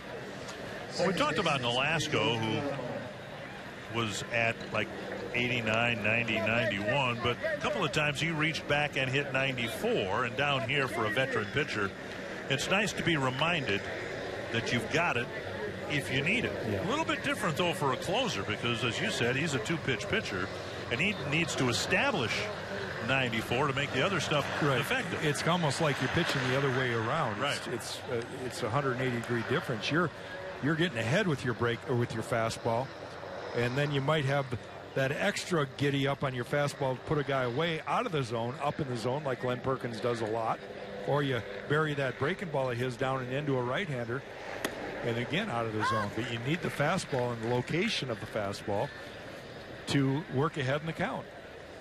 And the relievers, the one-inning relievers that we expect to see in the Twins bullpen will pitch every other day inside. And Florimone, Perkins' former teammate, ducks out of the way.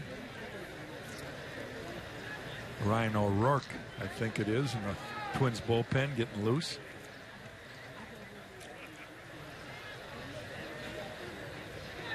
Well, spring training is still a time. Oh, wow. Wicked liner. I think into and then very quickly out of the Pirate or the Twins dugout. Yikes. Well, that may not happen at Target Field this year. I got the memo that they've installed the extended net in front of the dugouts. And that particular ball might have been knocked out by the net to save an injury to a fan. 2-2. And a breaking ball gets Florimone to swing and miss. And the Pirates get 3 hits, but no runs against Glenn Perkins in a scoreless 7th.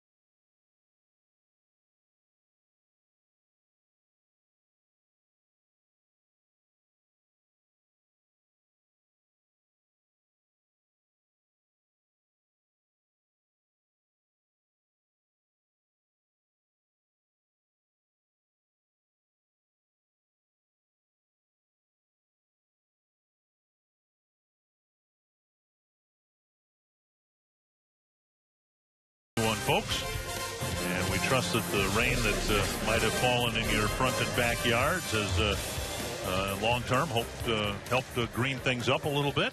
Won't be long, and Twins will be at Target Field ready to start the 2016 home schedule. Opening again this year on the road. 3 games in Baltimore, 3 games in Kansas City. Yeah, the Twins have had a good spring here, as Dave St. Peter said. It's been a healthy spring for the Twins. A few nagging muscle strains and a little bit of a flu bug for Byron Buxton in the middle of the month, but he is past that. You and I were talking off the air before the game, giving each other our thoughts of the division and who might do well, and I kind of tend to agree with you. It is very, very balanced. Tough to really predict who. In the American League. In the American League. Right. And yet, Dave St. Peter talked about it and the health of the team, and it's such an important thing nowadays because a key player goes down for any of these teams in our division, and it can change the dynamics of that ball club for a period of time. And the Twins being basically injury-free in spring is very important, that they could start the season. A lot of youth. Nice backhanded play with Figueroa digging it out of the dirt and throwing Park out. 1 away. And that'll get us to Eddie Rosario. As we mentioned the other day, the Twins expecting to open the season with Rosario, Buxton, and Sano in the outfield. None of the 3 were with the team, much less in their positions, but with the team on opening day last year. So there's a lot of novelty out there for the Twins. I think we saw enough of Rosario in the outfield last year to understand that he's a plus defender. Yep. He has surprising power. And if he gets to the point where he can have a little more plate discipline, the Twins have themselves an outstanding player for many years to come. I don't know, and I've followed Twins baseball since they arrived in Minnesota. Here's a drive to the gap, and Rosario will get an extra base hit, and he wants to make it a triple, and he will make it a triple. Again last year, double digits in home runs, doubles, triples, and stolen bases. And that's one of the reasons the Twins feel that this young man's got a bright future. I think he does. He is an athlete, and he's shown that he can be durable. He can play every day. He's got a tremendous throwing arm, and he's got baseball instincts, I think. You know, it's something that a lot of people have to learn. Eddie Rosario was given that at a young age, and he just does things very well. Rosario, the old man of the trio, 24 years old. Buxton's 22. Sano's 22. And I was trying to think the other day, and you and I are contemporaries, and we both followed the Twins from day one. Infield in now for Eduardo Escobar. Twins have had some great outfielders and some great outfields, but I cannot come up with a trio like the three that we will see out there that are both so young and have such high ceilings. Here's a ball hit to right center field. Nobody home for that one. And Escobar has a gapper that will score Rosario a triple, backed up by a double. And the Twins lead 3-0. I mean, you look at Twins history, and you've had the Olivas, Allisons early on, Puckett's, people like that, some great outfielders.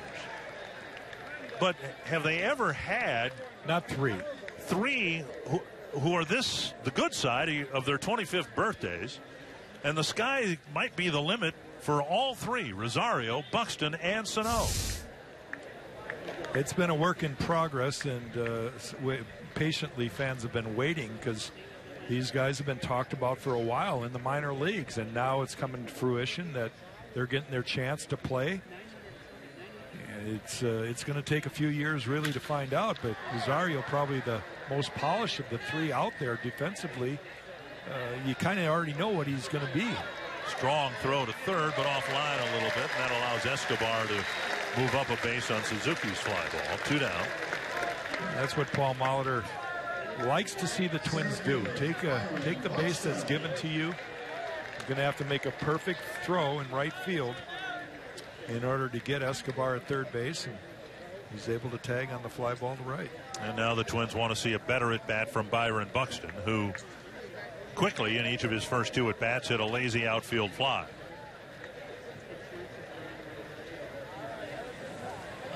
The Twins set things up with the trade of Aaron Hicks to let Byron Buxton emerge as their starting center fielder, and he takes one up and in ball 1.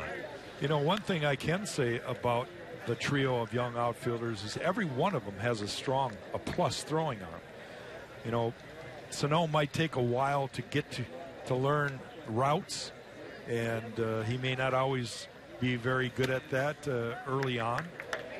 Certainly Buxton is very good. We were talking about it early about why is this kid already a starting center fielder.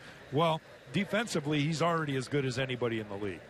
He's got that kind of God-given ability, and he has a great throwing arm. And Eddie Rosario's got a great throwing arm and has very good routes to baseballs, even though he doesn't have the same leg speed as Buxton. 2-1 to Buxton.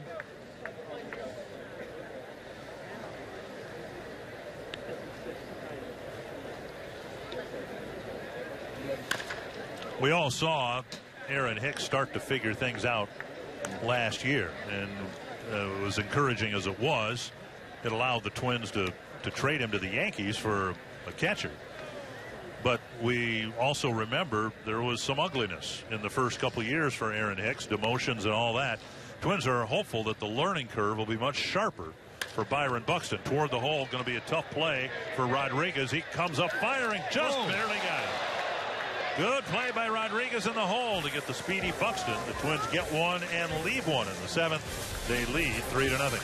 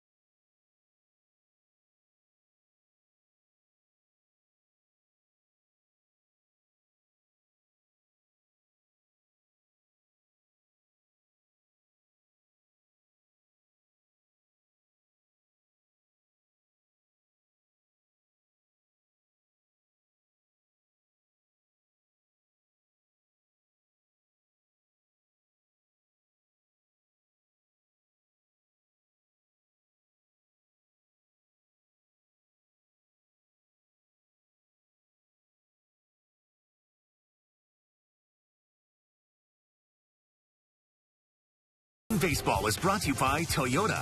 See where Toyota takes you. Test drive one at your Toyota dealer. Toyota, let's go places. Gotta like that, fans out there on a hot day, hydrating. And you can do that too on the Budweiser Roof Deck, the ultimate Target Field experience, and you can book it for Labor and Independence Day weekends as well as April 13th. Up to 250 of your friends, family, clients, and more will enjoy the amenities, the view, and the game.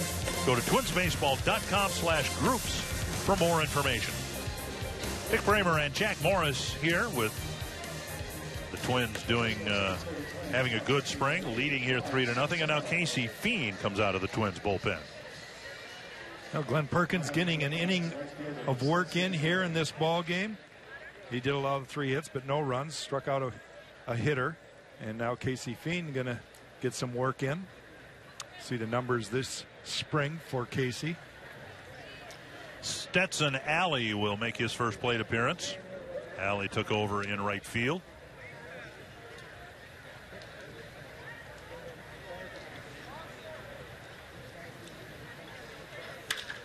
Toward the hole, backhanded.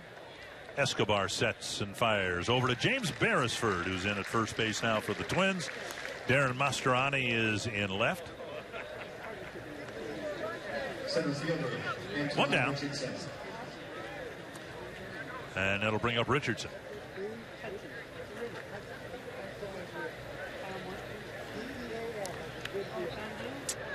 Looks like the Twins have a new catcher, too. Centeno, I believe.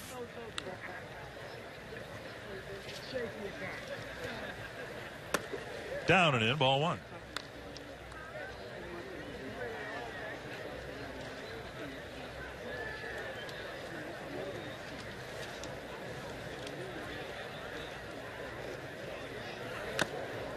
And chopped foul at the plate.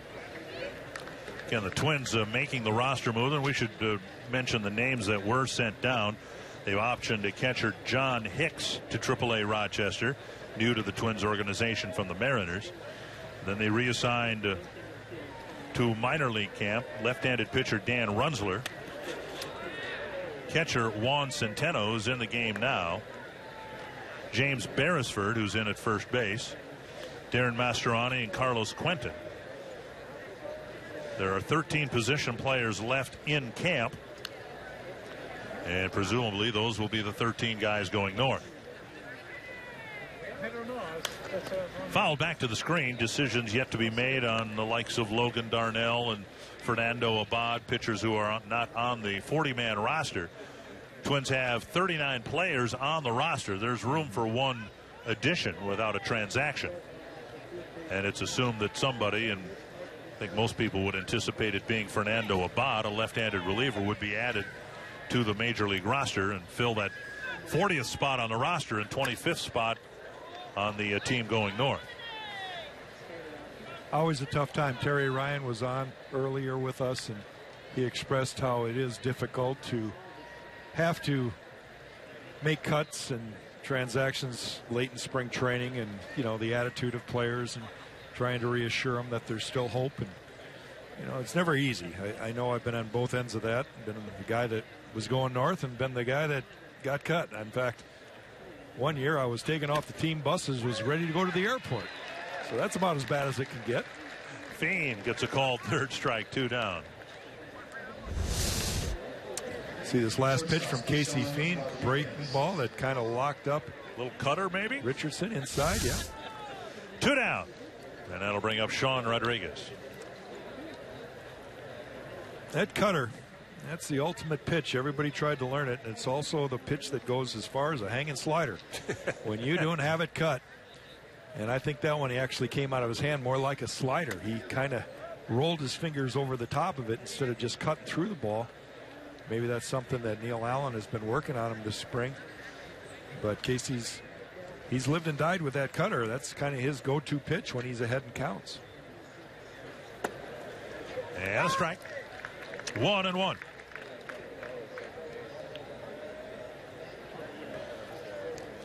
Twins go up to Tampa and play the Yankees tomorrow, and go up to Bradenton, play the Pirates on Monday.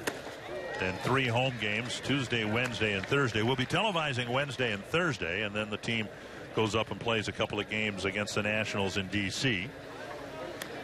Then we'll take the bus ride to Baltimore. You get Bert back on Thursday. I get to join you on Wednesday. Okay. Well, we'll look forward to both events. Up and away, 2-2. Bert is going to have to pack up his bags to be able to, get ready. So that's right. That's why he's got to do that last game. 2-2. Casey Fiend trying to pitch a 1-2-3 8th inning. And chopped. Oh, a foul tip, and Centeno hangs on. So a good inning for Fiend. A couple of strikeouts and a ground ball. 1-2-3 8th. The Twins still up 3-0.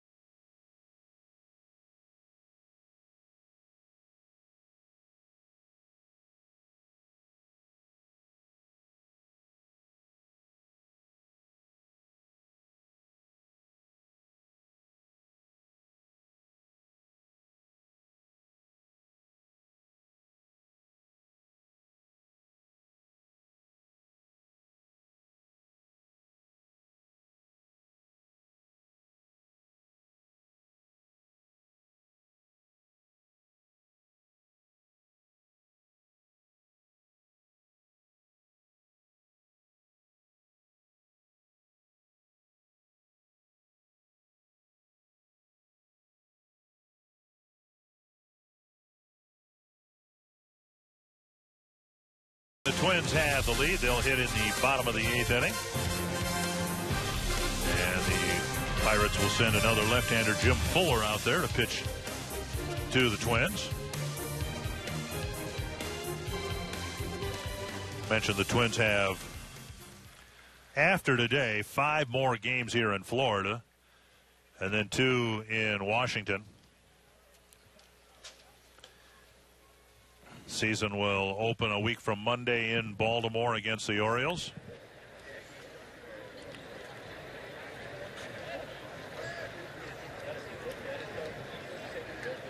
Eduardo Nunez will lead off the 8th inning.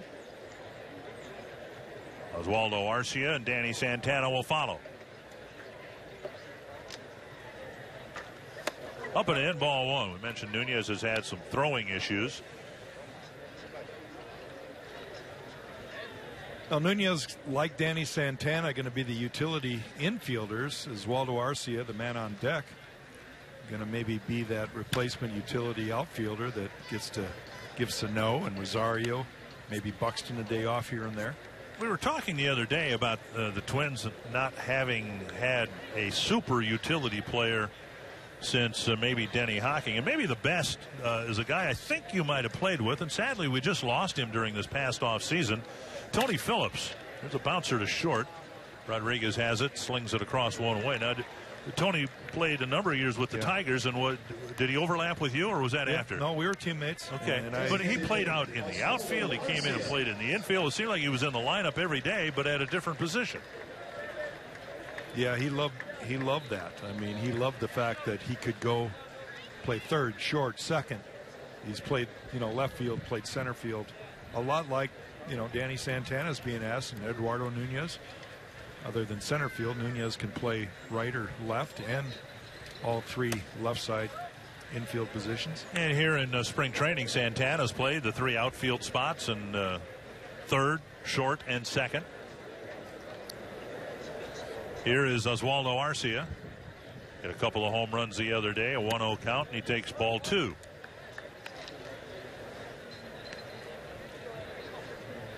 Now that Arcia has apparently made the team, the challenge will be to be productive in a more limited role. When he's been with the club, for the most part, he's been a starting player.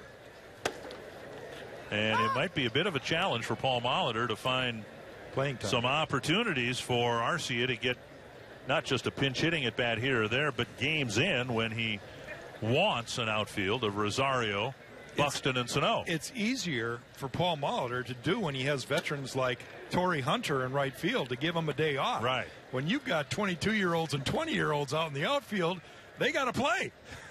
So it's going to be a little more challenging as an outfielder for Arcia to get time. Of course, Arcia was with the club before Rosario, Buxton, and Sano even showed up, and now they've surpassed him as starting players, and Arcia takes a called third strike, 2 down.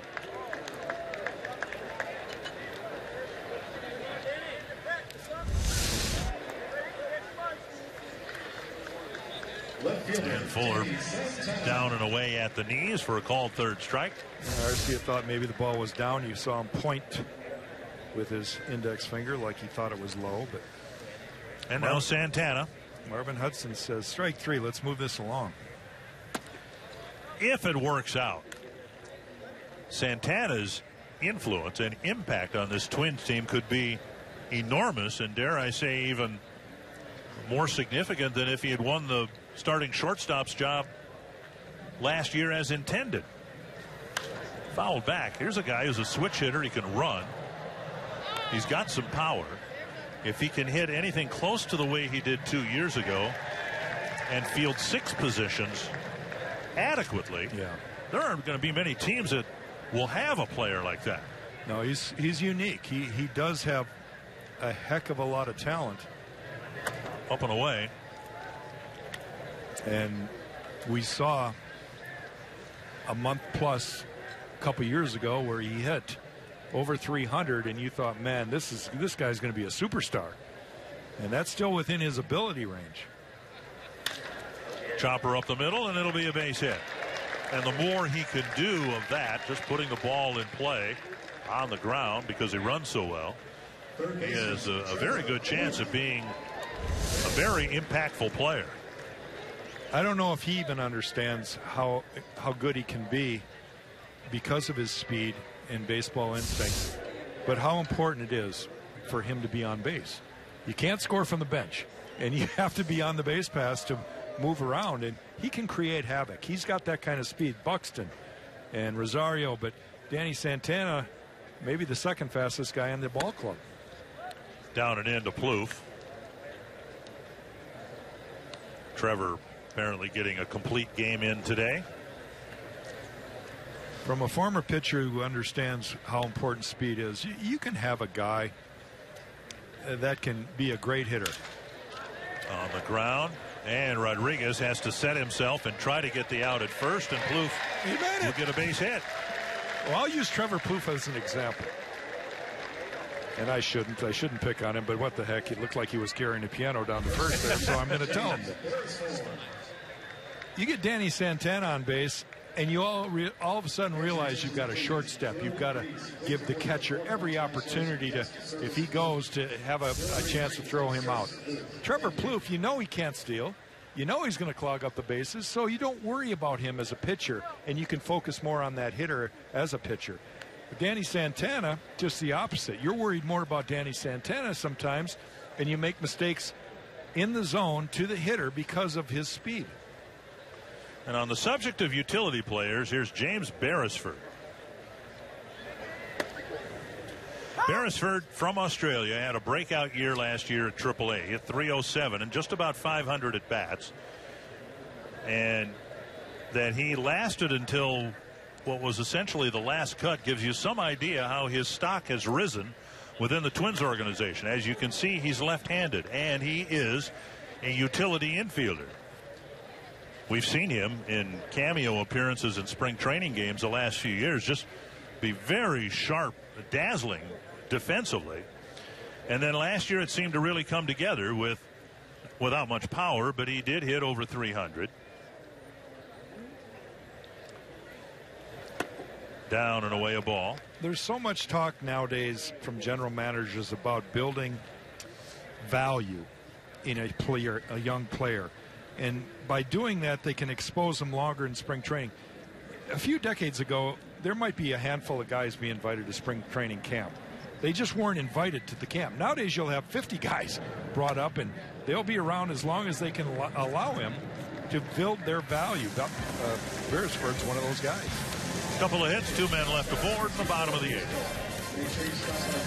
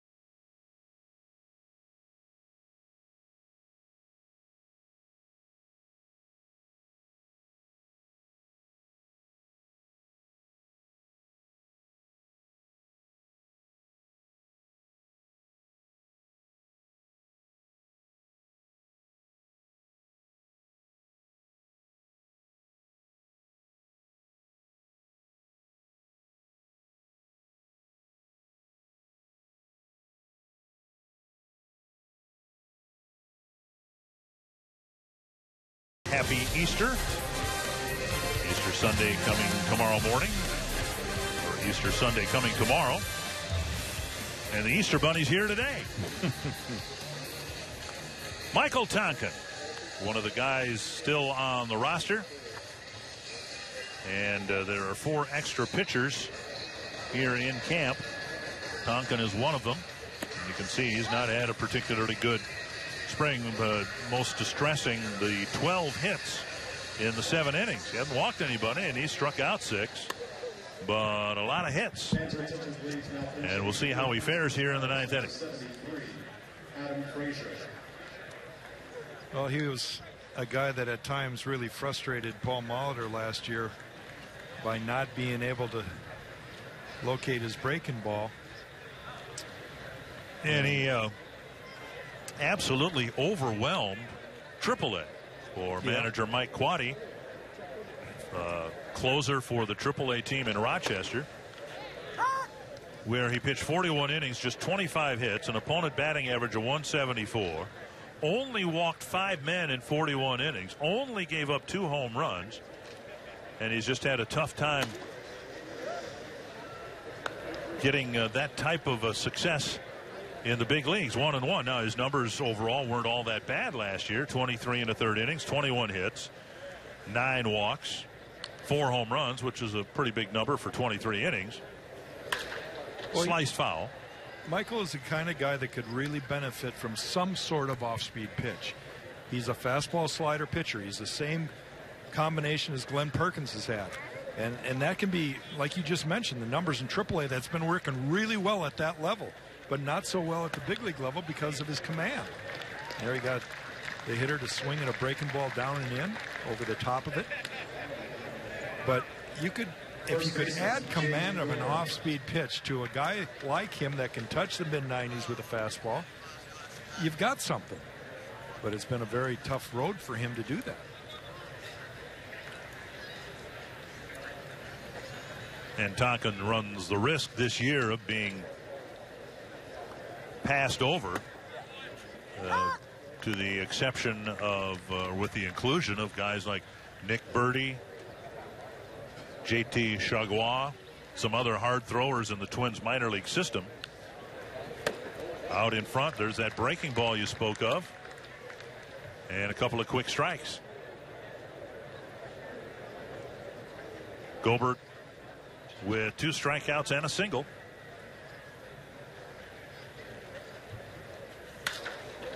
Pop up deep short. And a diving catch in left by Mastroianni. Oh, terrible first reaction from Mastroianni. Took a step back, and that could be sun related. He recovered well and made a diving catch, but his first step was back on a short fly ball over Escobar's head, and then he recovers, you see there, full extension, and makes a nice diving catch. So 2 down quickly here in the 9th inning. And that'll bring up Jose Osuna.